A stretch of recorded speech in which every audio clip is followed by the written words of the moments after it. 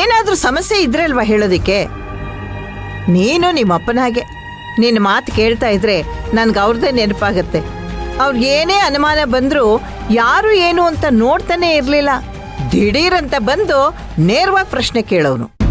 ಹಾಗಾದ್ರೆ ಇವ್ರಿಗೆ ಧೈರ್ಯ ಸಾಹಸ ಎಲ್ಲ ಅವ್ರ ಅಪ್ಪನಿಂದ ಬಂದಿರೋದು ಅಂತ ಹೇಳಿ.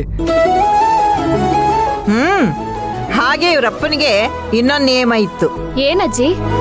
ಅವನು ಯಾವಾಗ್ಲೂ ಮುಗ್ದೋಗಿರೋ ವಿಷಯದ ಬಗ್ಗೆ, ಘಟನೆ ಬಗ್ಗೆ ಚರ್ಚೆನೆ ಮಾಡ್ತಿರ್ಲಿಲ್ಲ. ಯಾಕೆ? ಕಳೆದೋದ ಗಳಿಗೆ ಮತ್ತೆ ಬರುತ್ತಾ?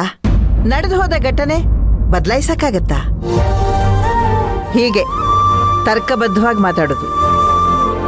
ಆಕ್ಚುಲಿ ಇದು ತುಂಬಾ ಒಳ್ಳೆ ಪಾಯಿಂಟ್ ಅಜ್ಜಿ. ಅಂದ್ರೆ ನಾನೀಗ ಯಾವ್ದನ್ನು ಕೇಳ್ಬಾರ್ದು ಅಂತ ಹೇಳ್ತಾ ಇದ್ದೀರಾ? ಹಾಗೇನಿಲ್ಲ, ಈಗ ನಾವು ಕೇಳ್ತೀವಿ, ನೀನ್ ಹೇಳು. ಮದುವೆ ಗಂಡು ಯಾಕೆ ಬೇಡ ಅಂದ? ಅದಾ, ಅವನಿಗೆ ಭೂಮಿ ನೋಡಿದ ತಕ್ಷಣ ಲವ್ ಎಟ್ ಫಸ್ಟ್ ಸೈಟ್ ಆಯ್ತು. ನನ್ ಮೇಲೆ ಇಂಟ್ರೆಸ್ಟ್ ಕಮ್ಮಿ ಆಯ್ತು, ಅವಳ ಮೇಲೆ ಇಂಟ್ರೆಸ್ಟ್ ಜಾಸ್ತಿ ಆಯ್ತು. ಹಾಗಾಗಿ ನನ್ ಮದ್ವೆ ಕ್ಯಾನ್ಸಲ್ ಆಯ್ತು. ಅದ್ ಬಿಡಿ, ಈಗ ನಮ್ಮನೇಲಿ ಡಬಲ್ ಧಮಾಕ ನಡೀತಾ ಇದೆ.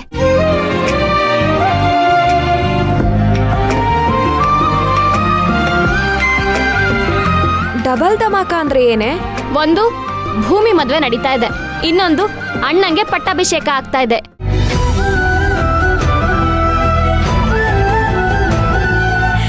ಏನು, ಅಣ್ಣಂಗೆ ಚೇರ್ಮನ್ ಗಿರಿ ಪಟ್ಟ ಕಟ್ತಿದಾರಾ? ಹೂ ಕಣೆ, ನೀನ್ ಮಾತ್ರ ಆ ಫಂಕ್ಷನ್ ಮಿಸ್ ಮಾಡ್ಕೊಳ್ಳೋ ಹಾಗೆ ಇಲ್ಲ. ಅದಕ್ಕೆ ನಾನ್ ಗ್ಯಾರಂಟಿ ಕೊಡಕ್ಕಾಗಲ್ಲ, ಎಲ್ಲ ಡಾಕ್ಟರ್ ಕೈಯಲ್ಲೇ ಇದೆ. ಬಾವಾ ಮತ್ತೆ ಶುರು ಹಚ್ಕೊಂಡ್ರಾ? ಆಯ್ತು, ಅದನ್ನೆಲ್ಲ ಆಮೇಲೆ ಮಾತಾಡೋಣ. ಮೊದ್ಲು ಊಟ ಮಾಡೋಣ ಬನ್ನಿ. ಅಯ್ಯಯ್ಯೋ, ಊಟನಾ? ಹಾ, ನೆಕ್ಸ್ಟ್ ಟೈಮ್ ಬಂದಾಗ ಗ್ಯಾರಂಟಿ ಊಟ ಮಾಡ್ಕೊಂಡು ಹೋಗ್ತೀವಿ ಅಂತ ಪ್ರಾಮಿಸ್ ಮಾಡಿದ್ದೆ ತಾನೆ. ಈಗ ಊಟ ಮಾಡ್ಕೊಂಡೆ ಹೋಗ್ಬೇಕು. ಹಾ ಸರಿ ಮಾಡೋಣ. ಕೃಷ್ಣ, ಅಮ್ಮ ಅವ್ರ ಒಪ್ಪಿಗೆ ಕೊಟ್ರೆ